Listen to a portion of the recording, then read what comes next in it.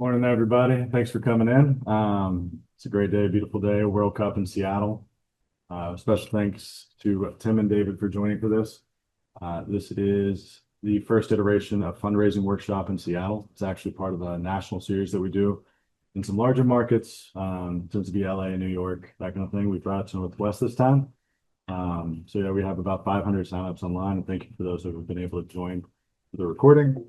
It's going to be a jam-packed hour, trying to come out with a lot of actionable things for you, some details around fundraising. I've also saved a little bit of time for the end for some rapid fire questions. Sure. Which is going to be fun. And of course, Q&A live. And then also, if you're joining us online, please feel free to put those in the chat. They'll send it to me, and we'll get to some of those as well. So a little show in the room. How many people do we have in here that are currently raising? Awesome. Just about everybody. Yeah, just about everybody. That's cool. Yeah. And then if you're in the chat, please drop that in there too. We want to know who's raising, what stage, things like that. So we're here for two important reasons. One, to showcase these two gentlemen. They're great at the craft of their art. And then also to help all of you learn today. I think that Tim and David would both admit that they were not overnight successes. They probably had a lot of stumbles along the way, right? Yeah. So to understand that, help you avoid some, and then also to share in so we can come together. Before we jump too far into it, I'd like to just give a shout out to my peers who have done this before as well. Like I said, this is part of a series, and we've had people help from the West Coast to the East Coast. Yeah, there is actually a YouTube channel with all of these on there. So even if you want to go continue your learning after this, you can get onto that YouTube channel and find some additional learnings. Just a quick shout out for SVP as well, part of First Citizens. Your voice is a little light. Is it? Yeah, I gotta project. get that every time. Yeah, so thank you for that. So SVB is a part of First Citizens. It's filled with professionals who are doing nothing besides help founders all day, every day. A lot of us have been operators or founders ourselves. And then SVB for the last 40 years has been doing the exact same. If you jump in a rideshare, book a vacation stay, hear about robotics in space, some life-changing biofarm company, like there's a very good chance that SVB has had a hand in that. As founders, your journey is just different than most typical companies, and we're here to help with that in a lot of different ways. That being said, I'm going to do a little bit of background on these two because I tend to find the people who are accomplished or can be a little humble in what they want to do, and I want you to know some of the things. So Tim is managing director over at Madrona Venture Group. He has a BS in mechanical engineering from MIT and MBA from Stanford. He also worked at Microsoft for quite a long time, and totaling transactions in over 850 million. Is that stat correct? It's a large number. Yeah. Not as big as it used to be. Yeah. It's been going up. Yeah, joined Madrona in 2006, 35 investments overall. Maybe over that now, depending on the stat. Madrona was founded in 1995 with a Series A investment in Amazon. Since then, they've been part of Snowflake, UiPath, Smartsheets, Rover, and Redfin, and a few. Most recently with the $770 million fund, which is the largest to date. And then jumping over to David, tenured founder, multiple exits. Relationship here goes back a couple decades. Yep, is that right? pretty much. That's awesome. Yeah. So started off with Place, which was acquired by Snapchat in 2017. Reported 135 to 200 million. The number was like a little squishy in there. A little bit higher. A little bit higher? In the higher end of the range. Yeah. Love that. And then David actually took over Foursquare as CEO, where he led the company to record revenue. Yep. Love it. Today he is CEO of Read AI, which was founded in 2021. These numbers are amazing. So $81 million total raised and adding 50,000 users a day. Yep. I've had to change that number twice because it keeps going up. And then also shout out to the Northwest, named KeyQuire CEO of the Year 2025. Yep. And UW Husky, which is great. The dogs. Yeah.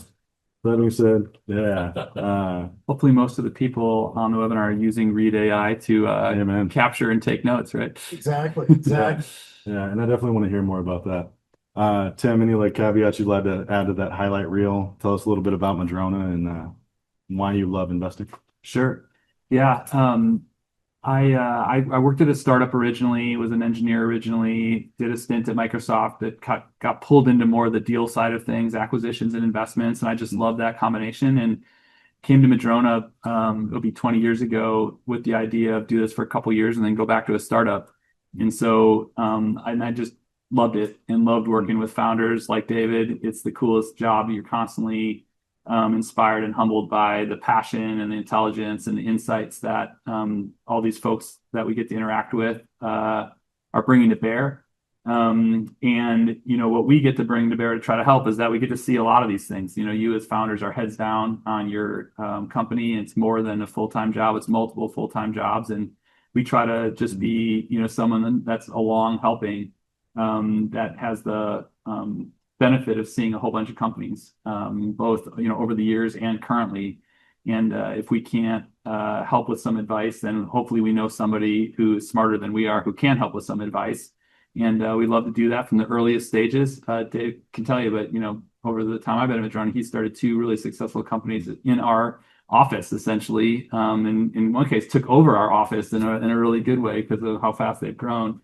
And so we like to invest at day one and then be part of it for the long run. So that's kind of our corny, adopted Amazon, saying day one for the long run. And so after we invest, nothing's too early. And then we try to be along for the whole ride and work with founders in products and markets that can become really big companies. IPO is always the goal. Most things are successfully bought. And then, we're wrong a lot. And, it is risky being a founder. I think, even when it doesn't work, it's still an unbelievable experience that almost every person I've seen in my career has turned that into something even more positive afterwards. But we don't get them all right, and when we don't, it's like, or if we did, we wouldn't be taking enough risk. And so that's part of it too. How do you just keep learning from those things? Market's been just unbelievably dynamic. It's both exciting and bewildering. I'm sure we'll get more into that too, but that keeps it very interesting over time. Any specific verticals you play in or don't play in? Yeah, I realize you guys pulled on this what I've had on the website for a while that included the word SaaS, so that's a little out of favor right now. So it's been B2B software, basically. Sure. Over all the years, that's been the common thread. Madrona also invests in consumer businesses and in life science businesses. But what I've worked on, going back to Microsoft and before, has been enterprise and B2B software. So right now, that's all AI. We're investing at the application layer, and we can talk about what that means. We also invest in software infrastructure like cybersecurity and data, dev tools. So really kind of split between those. And Madrona, we founded here in Seattle. Most of our portfolio is here in Seattle, but we also invest, up and down the West Coast. And we have a team in Palo Alto too. So all of us kind of have, and we invest from like pre-seed to Series B. And so my main focus is, seed and early in Seattle, but also, work with companies around the country, up and down the West Coast. And then other people on the team who their major might be, a little bit later stage anywhere in the country. But we all work together as one team, make decisions together, and try to come together to help founders together. Perfect. Yeah, thank you for that. Yeah, and then David, jumping over to you. Any highlight reel that I missed? No, I think you covered the bases. I'd say high level, I've worked with Madrona a really long time. To give you an idea how long I've worked with Madrona. When I started a company called Placed, which does location analytics, we raised a seed round. That seed round was $300,000. Of that seed round, $100,000 was my money, and $50,000 was angel investors. So really, it was $150,000 like institutional money. And if you look at that, $300,000 was a reasonable round in 2011 seed round. And things have really changed dynamically, where it's like seed rounds are 7 figures plus now. You see a lot of pre-market fit traction where you're getting big fundraisers. So from our perspective, Madrona's been day one. That's been great for us. To give you a story, when I was talking with Matt McElwain, I had worked at a Madrona startup called Faircast. They do airfare price predictions. Microsoft bought them for about 150 million, give or take. I can't remember the exact number. Yeah. But they acquired them. I was there for about a year and a half, got to know the Madrona team pretty well. Then I left, went down to the Valley, got the Valley experience at a company called Quantcast. Then I came back up and I went to say like, hey, I'm working on the startup. Just want to give you the heads up, Madrona. And Matt's like, hey, we invest at this stage. I was like, oh, really? You did? Okay, great. And so we started talking, and it's like they put the first check in, and that really got us that momentum at the end of the day. So really owe a lot of my success and the companies I've been at success to Madrona. And I think that goes a long way to say, like, finding the right partners that invest in you early on, that you don't have to spend a bunch of cycles trying to convince them, trying to pull money from them. Like the really great investors are the ones where it's like, hey, I like you. I like the idea. I have enough conviction, especially at the seed stage, to go in and invest versus spreading. You hear horror stories where people take like 6 months to raise a seed round. That's a little bit too long, I think, from my perspective. Agreed. Yeah. Could you tell us a little bit about Read AI too? Yeah. So Read AI, I left Foursquare. So I'm CEO of Foursquare. This was peak COVID. We got it to, even in the face of COVID, we got to about $130 million first full year of profitability. So we really scaled out that business during that time. Then came out of COVID. And I was like, hey, I'm ready to kind of leave because I've been doing location for about a decade. And I had sold the first company to Snap. Snap then spun us out for 9 figures to Foursquare. So Foursquare bought that. So it was a good exit on both ends. And then they went in and we got it to the profitability. We built out a team. We acquired our nearest competitor. All those things were great. But I was like, I own a percentage of a percentage. So I was no longer really the founder. I was kind of the CEO. And for me, it was kind of like I wanted that founder experience again. And so what I did was I was going to take a couple of years off, but ultimately I took about 3 months off. I was in Mexico. I was doing a bunch of calls on Zoom, like a lot of people are on here. And what I realized was when you're on a call, you know within about 5 minutes if you should be on this call. Like, oh, I should not be on this call. This is the worst call ever. I'm going to go surf the web for 30 minutes, but I can't jump off because it looks rude. And so I was like, I wonder if you can use analytics to understand if people are paying attention around. So not to police it, but to actually go in and say, hey, should this call actually have 20 people on the line, or should only be 4 people that are actively involved? So this was early days of like AI, where you're going in and we actually had to buy video. We had to find public video. We had to go in and train actors to go in and pretend they're happy, sad, distracted on Zoom calls. So we trained these models to understand engagement and sentiment. And that really started to do well where people believed it, because we could say like a call's going really poorly because everyone's starting to look away, they're distracted, they turned off their camera, they're on mute, they're not participating. But then people started to say like, I believe you, but you're not telling me what to do. So they were like, you're freaking me out because it's saying this call's going horribly, but your AI is not telling me what I need to do next. And we tried to figure out product market fit for Read purely on the analytics side. And what we found was like, it was interesting. There was a certain subset that wanted to use it, but that market wasn't big enough. Then the large language models came along. We actually didn't do transcription for a long time. It was only numbers. And then we said, hey, what if we actually applied the analytics to the transcript and really built a narration layer to say, David said this, but the audience here reacted in a certain way. So once I was able to do that narration layer, what we saw was the summaries would actually change, because it's like if you read a book and it's all quotes, you get a general idea of what's going on. But if you get that narration layer, it gives you more context. And that context actually changes the summary, the action items, the key questions. So once we did that, we went from about a 5% retention rate for someone trying the product after 30 days to today, I think we're like 81, 82% retention rate. So you're able to show the value. And the market's there's a lot of competitors in the space, but I think where we've been able to stand out with the growth is it's differentiated. Like you could use everybody else and they're very similar, and then you use us, you're like, oh, this is materially different. And I think that's where we've got traction. Yeah, that's amazing. That retention rate is crushing. Yes. Yeah, I love that. So perfect. You already jumped into like how you met. I was very curious about that story. And then kind of taking it to today, what is the environment like when you're raised today? Obviously, there's a lot of change. You hear not like change from year to year, but change from quarter to quarter, right? And you've been through iterations. So today, like, what is the environment out there whenever you're cutting checks or trying to go after funding? I would say from my perspective, Tim's got a different POV, but this has been the easiest that I've ever raised the last 3 rounds. So we raised a $10 million seed round. We raised a $21 million. That was in 2021. That was kind of the SaaS bubble-ish area. And but we raised a $10 million round and we were able to kind of justify that.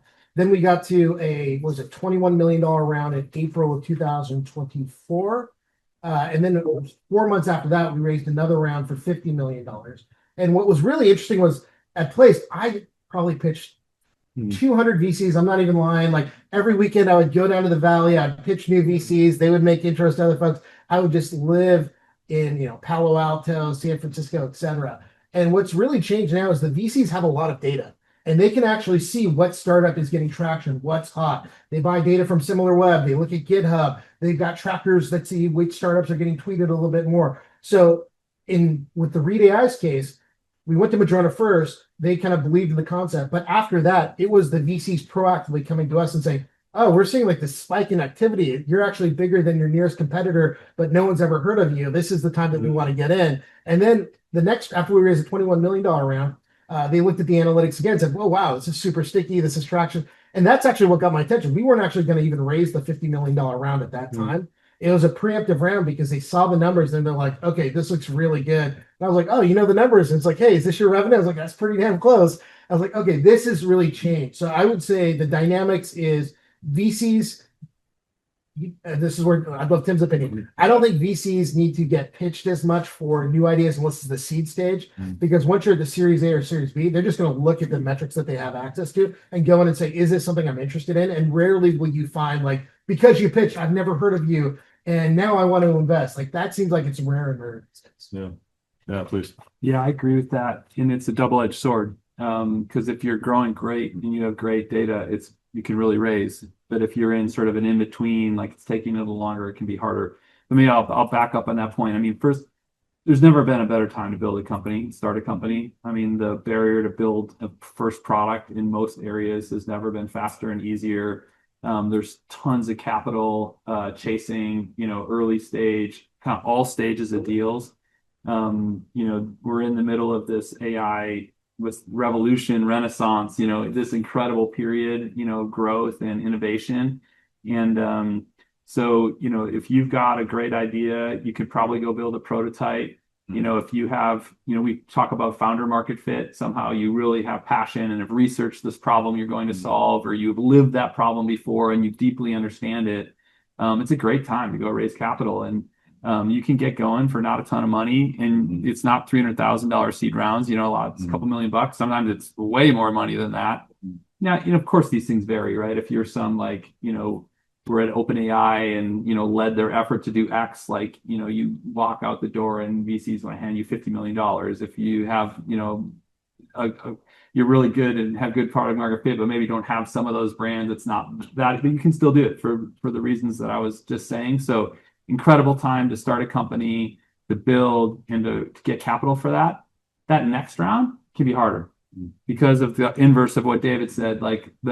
So companies can grow so fast right now. Another reason why it's an amazing time to start a company, because you can get out there and the different ways that people discover you and the way you can deliver services and keep building into your product. You can go really, really fast. So you can grow really, really fast. And there's a bunch of companies. There was this old kind of way VCs would talk about it, triple, double, double, like get to $2 million and then triple, double, double, and you're at 140 million and you can be a public company. Now like triple is not as interesting as it was. I mean, still, your business is obviously growing, but companies are growing 5x, 10x, in a year. And so there can be, and then you have so many companies getting funded at the pre-seed or formation stage for all the great reasons that I said otherwise. So there can be a crunch around the seed or Series A, whatever that next thing is. But then if you're a business that's not pure play AI, or it's a business that's just going to take somewhat longer, you can be trying to get investors' attention who are chasing data, metrics, etc. So I'm painting both sides of it. Overall, though, amazing time to build, amazing time to get capital, amazing time to grow quickly, and there's lots of investors there to fund it. There's also a dynamic we could probably talk about too, where while everything is AI, there's also this oh my God, Anthropic just is going to do everything, or OpenAI plus, others. And so, investors are interested in, things that seem more defensible. So whether that's, deeper tech things, some of the things you rattled off, the SVB has been involved in, whether it's space or robotics or harder, older industries, insurance, things that AI can't just do all of it. I think there's also a renewed kind of interest to go fund those, where maybe investors in years past, it was oh God, hardware, I don't know. So, I mean, you always have to be authentic in what you're passionate about and what So I'm not pushing you those areas, but just it's a very robust funding environment right now. Yeah, you're also hearing a narrative that, to your point, you need less funding to get to revenue. Some founders are talking about needing to take less external funding overall. As somebody who's an early check writer, how does that affect your investment thesis? Are you excited that there might not be more checks behind you? Well, this is an interesting dynamic too, and David should comment. But so it doesn't really seem correlated over time that because you can build faster and for less money, that companies are the successful ones are raising less money. Right. There's also companies that start to take off. VCs have a lot of money, and sometimes there's this hey, I'm going to sort of pick who you think the winner is in quote kingmake, and you see these rounds like early stage company, $80 million round. Like, what is that? How does that make sense? And in a very competitive market with lower barriers to entry, that is a strategy, right? Capital is a differentiator. So that's one dynamic why sometimes, it might actually be the other way. It's not like there's not enough opportunity to write checks. There's like, oh my gosh, these rounds are getting really big, really fast. Yeah, absolutely. And does that, how do you think about that as a fund that's not, multi-billion dollars? But overall, like our point of view is, what's the amount of capital you need to like build your business? Not because the market's doing X or Y. Like, yes, you have to be aware, how you're fit in your competitive landscape, etc. But like be first principles driven, be milestones driven. Like I need this much money to accomplish this set of things. Maybe that's less money and more things than it would have been, 5 years ago. Raise that amount of money plus a little bit of cushion. And if some investor says, hey, why don't you take twice that much? Like, great, I'll have that conversation. May or may not decide to do that. So we sort of try to think about what's the amount of capital this company needs to succeed, not like we have to get X, to work into this company. Absolutely. And so sometimes that's a feature, sometimes it can be a competitive dynamic. But overall, I think it's good for founders that you have that flexibility. You can probably get more done for less than you could at the equivalent point. I mean, you should comment on that with your other companies that you started. No, I think it's the risk is if you over raise too, the VCs all have the numbers. So if you slow down on growth, if it drops off, they're not going to go and do the next round. So true. Give you an example. In our space, if you go to Product Hunt, there's a new meeting note taker every single week. And they're out there, and sometimes they raise money anywhere from $1 to $5 million. A lot of those companies now across time have started to go in and say, okay, what's the actual exit? Because we don't have traction, we don't have product market fit, we can't break out amongst all the other competitors. And so you start to see them kind of go and say, like, what are we going to pivot to? What's the next thing? You'll start to see some big shifts. They'll start to reach out to companies like us, we're a little bit bigger, that you're growing a little bit faster and have product market fit, to say, hey, are you looking to buy something? Are you looking to acquire something?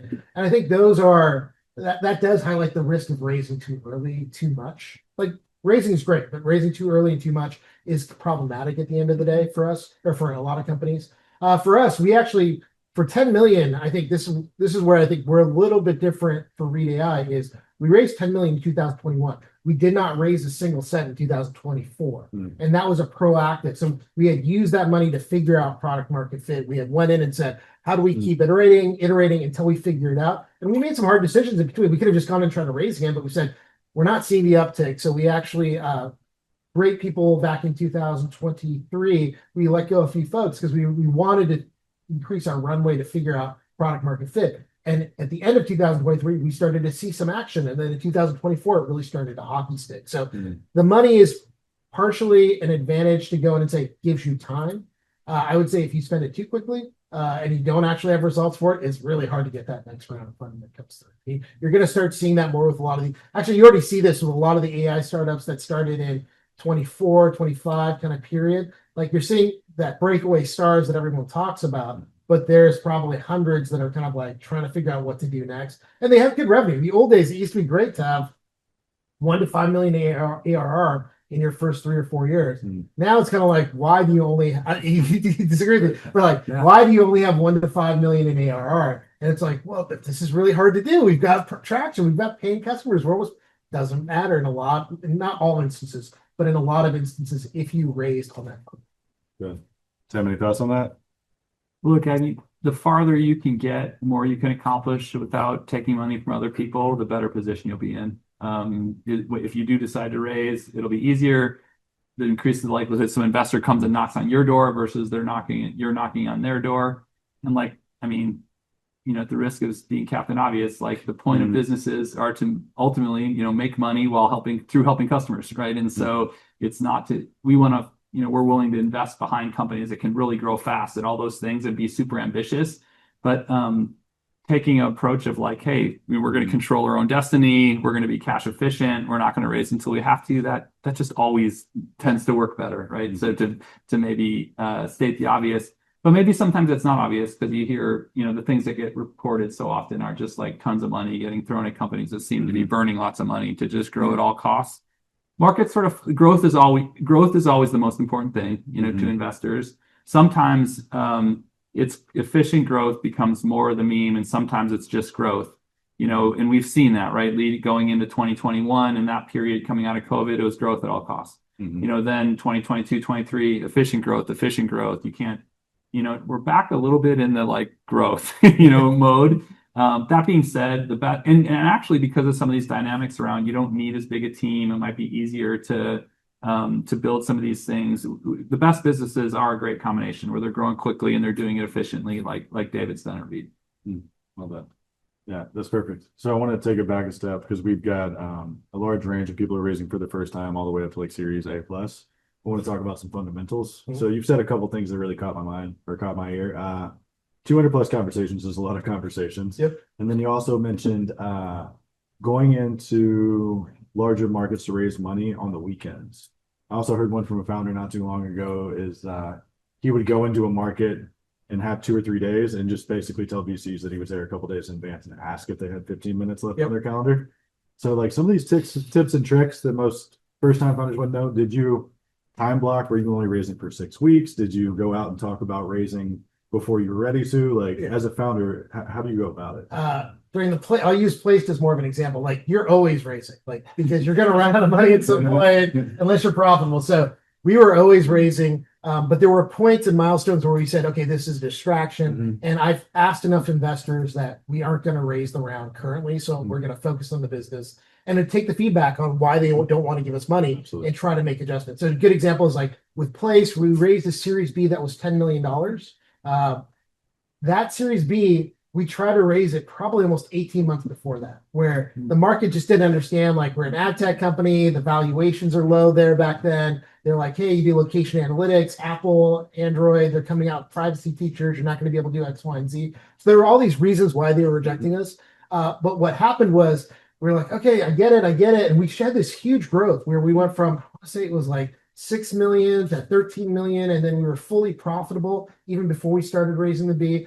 But people were still like, you should be growing faster. This is a weird space. We're not quite sure. So we just kind of held back, focused on core business, kept it growing. And then what ultimately happened was we went back into the market, but we were able to address the reasons why people rejected us the last 100 times. And then we went back out. We're like, okay, this is more straightforward. I will say a lot of the tricks don't work anymore. It used to work where it's like, hey, I'm in town. It's like, no, you're not. Like they can see your LinkedIn profile, they can see what you're posting on socials. Hey, I got a term. If you don't have a term sheet, they're gonna know. Like VCs, not Madrona, but a lot of VCs do talk, especially in the Valley, about like what deals are coming through, what's that flow look like, and the information is like it's readily available on both ends. So like, hey, for startups, you can do cap tables, you can do Y Combinator where you can get incorporated for like $100 because you're using the default docs. You do all those things super easy. But the downside of that is the investors have just as much information to see. Oh, you're doing this. You don't have a term sheet. Hey, what's your revenue look like? Give me access to your Stripe. So instead of a spreadsheet, you'd be like, hey, show me Stripe. And you're like, well, I kind of fudged on the ARR a little bit. It's kind of like future ARR. It's only for this week. Like there's a lot of stuff there. And I think those tips are still, there's some element to that. But I think generally like everyone knows what's going on. Yeah. And if people are interested, I've never heard, and this is from a founder perspective, I've never reached out to a VC to give them an update and then they came back and said, oh, here's a check. Generally, it's been more like the VC will go, it's like, hey, I see you're doing pretty well. Like I'm hearing you a bit more. Can you, I met you once and I rejected you, but I'm now interested. Give me the pitch. And then I give them the data. Now I'm sure there's exceptions to the rules there, but generally if a VC wants to invest in you, or if they want to keep in touch, they're going to do that. They're going to say, hey, let's schedule a monthly check-in and see what's going on because I'm really interested in this. Or they'll go in and they'll say like, hey, we've got a scout fund, and that scout fund, we want to put a little bit of money just to keep an eye on how things are going. Are you okay with that? Like they'll do things that are leading indicators versus like you hoping and just saying an update. I don't know if that works, but you might have a different POV on that. Have you ever done monthly or quarterly updates that you would send just sort of a group of investors that weren't your existing investors that were tracking you in that mode? Or I did it it was a way to keep those investors engaged. Yeah. But when I look back at it, I don't think it really brought in any net new investors. Yeah. I mean, I agree with the point. Like the balance is to always be fundraising without letting that dominate and distract you from the business. And, you know, we'll usually encourage, you know, founders after we back them is that it's not necessarily you're going to trick someone like, hey, I'm just down in the Valley. I mean, although sometimes you actually are, you know, but it is good to take a couple meetings and to catch up with people that you think might be interesting or might be interested. There's also lots of, junior people at VCs that are reaching out all the time. Like, don't take all those calls, but take a few of them, and see what you learn and see about the firm and about the market and about what they're asking.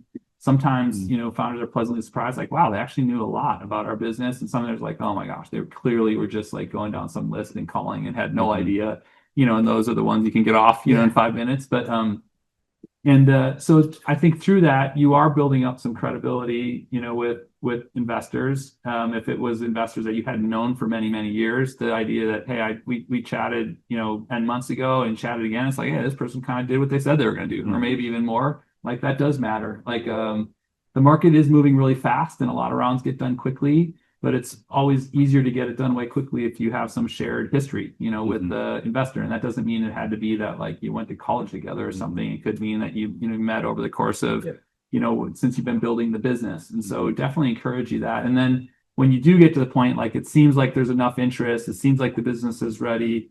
Maybe you have some people that said, hey, I'm interested. Then this idea of trying to have more of a process of, have it last 3 or 4 weeks and not 3 or 4 months. Try to be more intentional around, all right, now I have my deck ready. We're going to go have these real meetings. We're going to try to work towards whatever your partner me. I think that's a good process. It can't always pull it off exactly, but it seems like the best companies and founders do manage, to do that. And I will say that things are moving quickly and investors are very aggressive. And, if they decide they are interested, then all of a sudden it's like, how do I outcompete these other N number of firms that are out there? And that can mean, they show up with diligence already done, as David mentioned, that they, you say the process is going to last this many weeks. They try to make it, go faster. And of course, once you're in that kind of mode, like, that's where you want to be, as a founder, that you have more people interested in your round. It's just like a tactical thing, like, as you want to meet new investors, definitely be thoughtful. Not every investor is right for you, right? And be really like objective about what's the right type of investor, what's the right type of background of the person at that firm that's going to understand your company, the right stage, that their strategy matches your ambition. There's lots of successful companies, and they don't all obviously pass through, certain VC lens as much as, some of the internet and Twitter tries to make you believe. And if there's some investor you think could be a good fit and you don't know them, it's just like old classic stuff, but it's always great to get an intro, especially from another founder, who knows them. Like, all intros are great, and actually cold outreach is great too. Like, for me, like, I will try to always respond, but the ones that are the most like red hot is like if David says like, I know this person and like they're really good. That type of, he doesn't have any dog in the hunt. There's no reason to do that. People get asked a lot, and so that type of intro is always the best, even better than from your existing investor. That's also a good one, but from another founder or someone you've worked with, those are always the best. That's great. Yeah, that was actually one of the things I want to circle to. Do you think that most VCs actually respond to cold outreach, like via email and things like that? No. So you're kind of a outlier. I mean, look, I'm not perfect by any stretch. Like, the email and all the 12 ways that we're all like, interact and communicate with people now, it's gotten harder, but would aspire to, but everybody has the things that catch their attention, right? Yeah. Like, if I have cold outreach from somebody I never met before that's doing something that's not really in our zone and it's not in Seattle, I definitely don't respond. But if somebody's like in Seattle and, has been in a startup before, something that like shows like, hey, this is like a real, thing, we'll always try to respond. So the closer you are to that investor's like main focus, obviously the higher likelihood they'll respond to a cold outreach, something catch their eye a bit. And then there is a spectrum. I'd say, because our strategy has been try to meet all the founders in the Pacific Northwest, that makes us want to lean into however we might get that intro, whether it's from you or from David or from your attorney, or you just reach out or we run into each other at an event. And when you do like the spray and pray, where it's easy to get clay data, it's easy to get all the VC data and you can send out an email, that actually hurts you in a lot of instances because one, it looks very generic. Yeah. And the VCs will all say like, this person just keeps emailing, the same person emailing you the whole time. And it's like, we don't want to deal with this person at all. Like, I get that as an angel investor where I get these form emails that come out, they kind of check in and they reply back to it. And you can tell it's very automated. That just doesn't work. I don't respond to those at all. But it does work. You get a reference because a lot of people, like, I won't refer back to Madrona. I'll say like, hey, I don't think this is a good fit. Just a heads up. And if you are asking for an introduction, I think the big thing that you should be doing is saying, and Tim talked about this, who you want an intro to. if you say, give me an intro to Madrona, I'll be like, who do you want to talk with there? Like, there's a lot of people. And is there a specialty? Is there an angle that you want to go into? The people, when you just do that, you're kind of hoping like this person's going to make it magic for me. It's like, no, make it as easy as possible for me and give me the right pitch that I can just go forward this email to Matt or to Tim or to somebody else on the team. Beautiful. Beautiful. Well, so let's say that we get that first conversation, right? Got in time with Tim. We sit down for a conversation. What usually gets covered? Like, what should a founder prep? If you're excited about a founder, do you do some prep beforehand? What are you looking at? Like, so I guess we start over here, David. Like, if you landed conversation, Yep. what are you taking ready? Usually do a demo of product. I think that's even at whatever stage you are. I think that's one of the more important things. Like, you should be able to show your product, and ideally, you give them access before, because that's a pressure test for me. When we were raising our Series A, or when it was proactive, but then we had a couple of people reach out. The thing I qualified the VCs was, did you actually use my product? And I can actually go in and say, like, did you create an account? And the VCs that create an account, I was like, oh, this is more compelling to me. They're actually invested. They're trying out the product. They've got feedback against the product. And I think it's going to be more valuable. So I'll invest more time into that. If they haven't and I have to explain it from scratch, I'll still do the meeting. But it kind of goes in and says, they're not as interested. Maybe they're more looky-loos where they're trying to get a picture of the entire space. And at some point they might invest. So I think for me, it's understanding where they're at in terms of the process. Are they actually really interested? And then when I go into that conversation, it's like, if they've used the product, I like to go and just ask them, like, hey, what do you like? What don't you like about it? And then I think VCs actually like this a lot if you just show them the analytics and the platform. So I remember when we were raising the A, or when we got the A, I just showed Mixpanel, hey, here's our chart. It's up and to the right. This is not this is like third-party data from a tagging perspective. Hey, do you want access to my Stripe here? You can see all the numbers here. It's going really well. I think from that perspective, there's a level of trust where it's like, okay, the VC's like, you're not trying to hide the data. You're not trying to spin me a story of like, this is what ARR looks like because one week you had a really big contract and you're just picking that week. It's like, look, this is what's working. And that actually streamlines the conversation pretty significantly, because they will find out no matter what. So if you've got bad things where it's like, hey, we don't work on WebEx anymore, it's like, you should call that out versus like saying like, it's coming soon. I totally agree with that. In fact, and it applies to us when we're fundraising. I remember one of the first fundraising meetings I went to with an LP who had not invested in us at that time. And I was with Matt and the LP, and we had our results on page one. He's like, okay, good. Anybody who comes and presents to me and doesn't put their returns on page one, I just assume they're bad. So Dave's point about leading with product and demo and data, 100% agree with that. Maybe I'll talk a little bit about more formation stage. You might not have a bunch of data, right? I think that still this point about starting with like what problem you're solving, what the product actually does is really key. The meetings, if I get frustrated, I'm like, just tell me what you're going to do. Like, what does it do? And then all the things about how big the market is and all these things all of a sudden have context if I understand what it is. And maybe that's a little bit how we are as investors, as kind of product oriented, and what does this do? And then it's not just technology for technology's sake. So it's very much, what does the product do to solve some problem that customer really cares about? That's always the thing that I want to know first and make sure I really understand.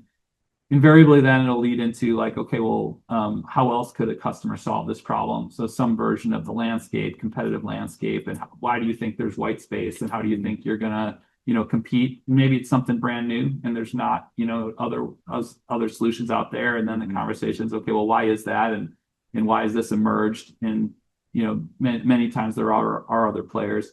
I always want to know, like, your ambition, like what drove you to do this, and, where you want to take the business.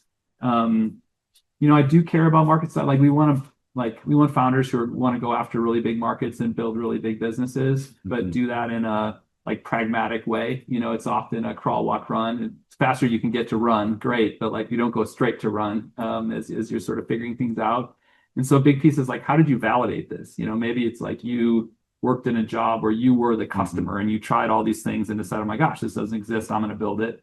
Maybe you saw it some other way and then you probably went out and talked to a bunch of customers, whether it was consumers or whether, more often for me, it's businesses, and really digging into like what you learned, from that process is like a really important part, because we want people who are customer obsessed, and that you're doing this to solve this problem on behalf of customers. That's just super high correlation with, being able to actually, scale your business. Interesting. Like that. And then I know in some cases, conversation about valuation comes up, and with a lot of early stage founders I talk, because I work with inception to Series A. So a lot of them are selling shares in something they have no idea to value. How early does that come up in conversation between a founder and funder? And how does a first-time founder tend to think of that? No, that's a sticky question. I don't usually Right. get into a lot about valuation on the first meeting, other than just to establish if there is something that's already out there. Like you already have a term sheet, or you're already talking to investors, or if the founder does have something really like in their mind, that's good to understand. But my advice to you is don't. The advice is, and this isn't a shtick, but it's just like, hey, I'm focused on the right amount of money to accomplish this set of things, and an investor who's going to really help me. And I don't, I care about dilution, obviously. I started this business because I own it and I want to turn it into something, but that's not the most important thing. The most important thing is how big the pie ends up, not how big the slice of the pie is currently.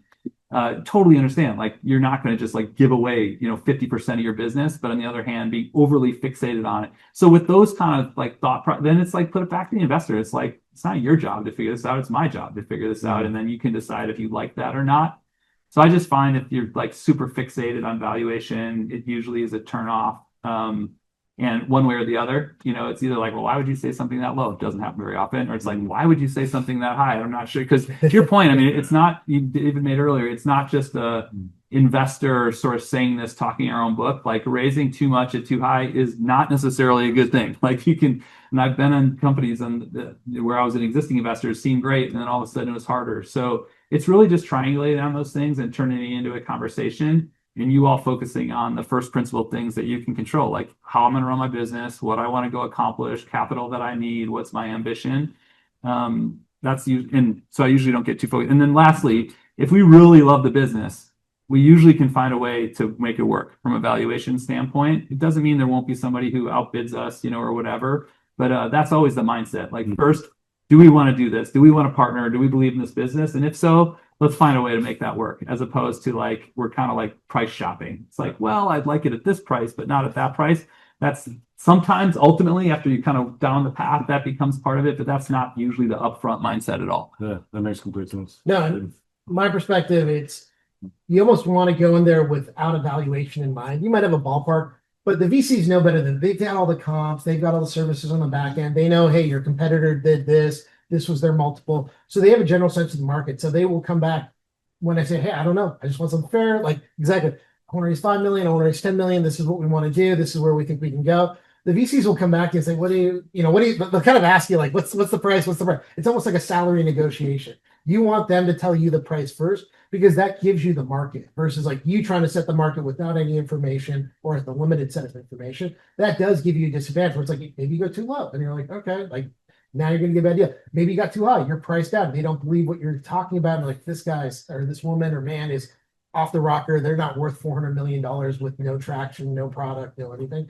So I think it's really, you want them to set it. And that's the pull to say that might be the market. And then you can kind of go in and say, like, hey, if there's other VCs pinging you, then you can have a conversation. Like, yeah, we've had a couple conversations. We've had VCs talk about like $50 million as the pre. And they're like, okay, that sounds reasonable. Or like, hey, it seems a little bit low. We could go a little bit higher. Like, you'll start to see that market kind of establish itself. But if you set the market, sometimes you're going to be so far off, they don't even want to play. Perfect. That's great. Yeah. So we're getting close to time before we got to get to Q&A. So I wanted to spout off a little bit of a buzz round. Sure. So just yes or no, agree, don't agree, and have like a qualifying sentence. But yeah, this is one that I've heard my entire career. If you want money, ask for advice. If you want advice, ask for money. True. Don't start companies in spaces where you don't have deep expertise. I think generally true. Okay. I think expertise, for certain categories, it can be acquired. You can learn it. You can, I mean, obviously, Jeff Bezos hadn't been selling books before he started. I mean, there's like these really famous examples. I think AI and all these things we're talking about, how quickly and easily you can build, further enables that. But make sure you've really, to my earlier point, you've really validated it, you've really done the research, you've really immersed yourself in it. That is most often if it's an industry you knew well already, but it's not impossible. And then there's certain industries like designing chips, building rockets, like those aren't good ones to obviously to just go learn, even though we do see a little bit of that and sometimes it's successful. there are some harder tech things that are hard to do without That's totally experience. fair. Yeah. It's more than a sentence qualification. Uh-oh. Yeah. It was a good answer. No, Right. is it? I'll Yeah. let David take the next Yeah, that's step. good. Give him my sentence. It's Yeah, good. right. No, that's the right answer. Perfect. Yeah. Only spend time meeting with investors when you're actively raising. No. No? No, I like that one.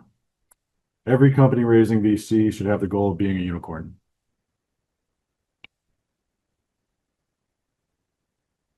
Maybe. Okay. Short answer would be like, I want to build something really big. Yeah. And if that big thing ends up being a unicorn, even bigger than a unicorn, I think that's great. But I want to own the market when it comes to productivity. I want to be the solution that people talk about every single day when they say, hey, where's Reed? What's going on with Reed? Like, I want to be that thing. And then the unicorn status comes along. Excellent. I agree. I'd say no and yes. That the goal shouldn't be the valuation itself. The goal should be all the things in the business, and then the valuation is something that results from it. But so like the big ambition, but the valuation is not the end goal. Perfect. Love that. Two more. So one, whenever you're reaching out to VCs, you should only target GPs. Going after associates, and I love associates. But can they? I'd say no. No, like Yeah. that. I think associates play a super important role. Like we listen to our associates, like in our senior associates and our principals, and they scout and they've got good judgment, and we try to push them on that, and we listen to them. At some point, if you can't get, a decision-making group, then you're probably spinning your wheels, but it doesn't mean it's not a good place to start, and use your judgment based on those first calls, like we alluded to earlier. Perfect. Yep. No, I think our A and B were both started by associates that reached out. And then the qualifier is, have they done the research, or are they just generally asking for information? Great qualification. Love it. And we'll jump to Q&A. Any parting words of wisdom? No, I think it's a great time to raise.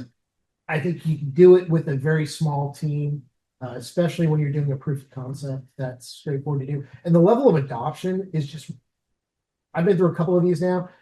People will adopt technology faster than I've ever seen in the last 25 years, where they'll just go in and say, this works, this is productive. I heard about this. I'm going to go try this. I'm going to put down my credit card. I'm totally comfortable in doing that.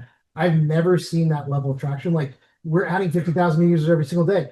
I would have never thought, when I started this company, I would have never thought that would be there. We have aspirations to get to 100,000. So I think this level of adoption is unheard of. And I think this is a great time to be a founder. And if you have product market fit, this is where you do want to raise money in certain cases pretty aggressively, where you have product market fit, that you want to support that client base. Any parting words of wisdom? What he said. I think I used my time earlier. In the best place. Awesome. So kicking it over to Q&A. Anybody in the room? Please. What would be your guidance?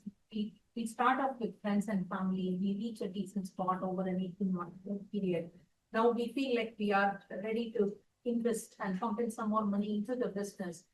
And two questions there. So one is, would it be a good time to reach out to the next level of funding more in the extended family and the friend circle, or should we go to a formal investor to pitch this? That's the first part. The second part is, do we look for investors who just, assuming they get finance, they're going to invest, they invest their money, forget about it, get their pays and go on, or do we look for some active investors who actually help with the growth as well, to establish some connects for us, or they may have other companies who are kind of complementing each other, and they say, it's like my left hand helping my right hand grow.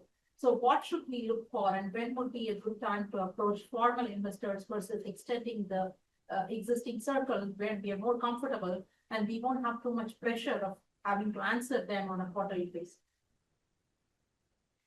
I think it's a good time to reach out. Starting with friends and family is always great, and expanding that circle, getting feedback from maybe more institutional or consistent investors, professional investors, whether that's an angel or a firm, and then figuring out what that feedback is and where you fit is a great way to do it. That's one. Two, I mean, I would always say that even the most experienced, savviest of founders, like David, honestly, would be an example. You still want an investor that's going to help. Now, you think about how you want them to help, and it doesn't mean you want them to require you sit down and talk to them every week for 2 hours. That might not be helpful. Might just mean I need an intro at a certain time, or I might just want to bounce something off, time. And so, but I think capital is usually not enough. You need it, but you want somebody that's going to be a believer and a cheerleader, and someone who's going to help in your business in a way that's most useful to you. And I think the earlier you pitch after the friends and family round, it's essentially free consult. Because the VC, as long as you go to the right VCs and they tell you like, hey, this is not a fit, they might not even give you the reason why. That just goes in and says, okay, we're not venture ready yet from that perspective. So I need to develop the business a little bit further. So maybe I do go back to my friends and family, or maybe I decided we got to pivot a little bit and we've got to change the direction of what we're doing. But it's good market feedback, even if you don't raise money. Yeah, this is awesome. Thank you both. Tim, you mentioned earlier that the further you get without raising, the better.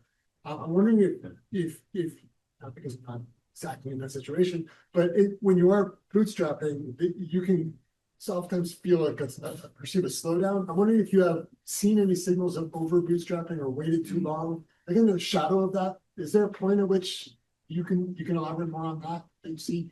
Can you repeat the question? Yeah, can you bootstrap too long? And I think yes. I think the reasons to raise money is because you clearly see from the market you could go faster, that there's a market window that you're well positioned to win or to capture. But if you don't go faster, you wouldn't.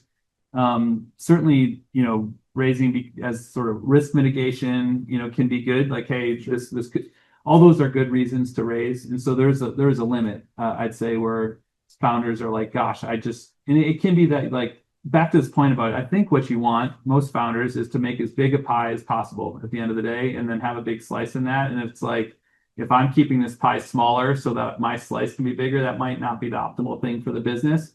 So my comment earlier was probably the general point, but not the 100% the case point. Corey? So, we know that Seattle is in tech, and I've got a consumer-driven product with line history and farmer solution. Those lines with small producers. Not quite at the VC level yet, but I need to expand my network, and it might need to be out of Seattle where there's deeper consumer, investors that would be more likely to invest in consumer. But I see what I'm Yeah, I'd say how to find consumer investors, and is that not Seattle's strong point, and how to maybe look in other regions. There's definitely been more B2B in Seattle over the last however many years, but there's obviously amazing consumer roots too. I know for a fact, like Yifan Zhang at EI2 Incubator has a group called Consumer Founders in Seattle for this reason. And so there are investors in consumer in Seattle, including ourselves. There are others. And so find those, but then for sure, there's always more investors in other places than there are here. Talk to other founders. There's lots of ways to go network your way into those other investors in other areas. But there are definitely consumer companies, consumer investors here in Seattle too. Awesome. Any thoughts on that? Perfect. Please. Yeah, so I'm in a very physical industry. There's a long sales cycle time. So we're kind of running into a little bit of a catch-22 where we have good growth, where we're able to do sales, but we don't have a velocity of growth that's picking up. And we're also a very small team, so we're coming with time constraints about how do we scale the product, grow our sales team, and also grow at the same time. And that growth seems to be necessary to show to investors that we have good traction, we have product market fit, we have several clients. What would you recommend in terms of kind of playing that catch-22 to say, we're growing slowly because we're constrained. If we get money, we know we can grow faster. How should I? You probably have a good one in this, but the short answer for me, so if you are constrained from a fundraising perspective because you've got a long sales cycle, what do you do and how do you kind of show a growth story or growth narrative? I think the big thing is, what's the backlog look like? Is there enough of a backlog that you can prove hey, it's not just like this, there's a lot of people that are interested in the product, but hey, I have IOs that I need to deliver against, and I'm turning down orders where people have come to me and said, hey, I need this in the next 90 days, and it's I can't deliver against that. That kind of backlog, I think, shows that you have demand, where then investors are oh, it's great. I put money in, you can scale this out, and I can grow this. And we did the same thing when we were placed, where we were hey, we're profitable. We don't have enough people. We need to go out and sell this because we're profitable. We should not be profitable. We should be going out and getting more customers to the door. This is why we need to raise. And it was a very clear story at that point to say, okay, I get it. You're so you're profitable that you need money to expand. That's a clear story, even though I didn't have the growth necessarily because I didn't have the people. I agree. Showing your pipeline. I mean, first of all, it's a thing, right? I mean, not every business you can vibe code and put it and make it downloadable on the web and like just grow like gangbusters, right? Some things take longer to build a product and longer sales cycles, and those can be great businesses. And it's just like all these investors, like, how do I get their attention? You know, and so I hear you on that. The only other thing I would add to showing the pipeline or backlog is to really show how the pipeline backlog or existing, how it's repeatable. Because sometimes in these, it seems like it's like, gosh, you've got these 3 customers, but they seem kind of one-off. Like they wanted this one was custom this, and this one was that. And you really want to try to paint the picture, both for yourself and investor, how like with money, this could be scaled. And that usually comes down to repeatability, trying to get the couple clients or whatever that you have them be referenceable. Those are usually the ways to demonstrate it. And then I think also, especially if you're in a conversation with an investor, try to push them on, okay, is it really just that I don't have enough traction? Or is it that, I mean, clearly it's that you don't believe something else. And that's okay. You know, is it that you're just afraid this market is not big enough? You're afraid I'll never find something that's repeatable. You a little bit, you can push back a little bit to try to get to the answer under the answer. It's always easy to say like, you're not growing fast enough. And to some degree it's true, because if there's looking at 6 things and 5 are growing faster, or, you know, you can gravitate towards that, but trying to get that feedback too about the business. But I think the big thing is, if you can show it as repeatable in an interesting market, you know, then that should be something you can go raise money against. Yeah, we've got one from online, actually a lot from online. What specific metrics do you look at to prove a company has a true long-term technical moat rather than just a wrapper on an LLM? Ask that with no industry. For us, it was really, it's not net promoter score. It's really changed a little bit in terms of how you calculate that, but it was the virality. It's the K factor in terms of like, if someone uses the product, they tell other people, can we connect the dots and say that drove more people to use the product? So that's been one element. I think you see that growth, that viral growth when you enter an organization, at least for Read AI, that was the case. I think 2 is on the technology side. Is it sticky? Like when you go in and people use the product, you could be an LLM wrapper, whatever that is, but at the end of the day, do you have enough of a differentiator where someone could just upload a transcript into ChatGPT into Claude today? Like you could take a transcript, drop it in, and then do a summary. Can we beat that? And that's really kind of the benchmark. And I think from our standpoint, people are paying us very large amounts to go in and say they do it better because the differentiation around our differentiation is the narration layer, that we can tell the difference in terms of are people engaged or not engaged during the conversation. Awesome. Makes a lot of sense. Yeah, that 80% retention you were talking about definitely comes into play, right? Yeah, that's amazing. Another one, how do you view non-dilutive capital? Do you come across companies that have taken up substantial grants? And how does that affect your conversation with the company? For sure. I think it's great. You know, it's a great way. You should take advantage of it. It's, you know, if you're doing something in public sector, it's often more viable. If you're doing something in life science, sometimes it's more viable. So there's categories that there's more available there, but it's a smart way to do it. You know, sometimes it could take longer, you know, so, you know, one question is like, was there an even faster path? But I mean, non-dilutive capital is great. You can get it. Absolutely. Did you ever take any on or consider that? Oh, no. Perfect. It's a lot of times it's a long process. Yes. And there are stipulations that come with it. Also, if you take money from universities or education, there's other IP restrictions that come into play. So I generally agree. If it's readily available to you, you should absolutely take it. But you also have to keep in mind, like, are there certain stipulations that you have to keep? Absolutely. That's such a good point. Yeah, that's great. Last question.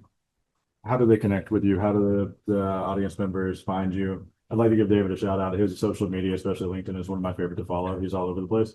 But yeah, if somebody wanted to connect or follow or learn more from you, how do they do that? Yeah, I mean, just generally reach out. I mean, I think the email is still on the website. Email's a little better than LinkedIn. And I'll definitely do my best. But yeah, reach out to me, reach out to a colleague. Love to connect. Awesome. Thank you. Yeah, I think go to Read AI, use the product. It's free, totally easy to use. Best product out there. And then feel free in LinkedIn, you can ping me.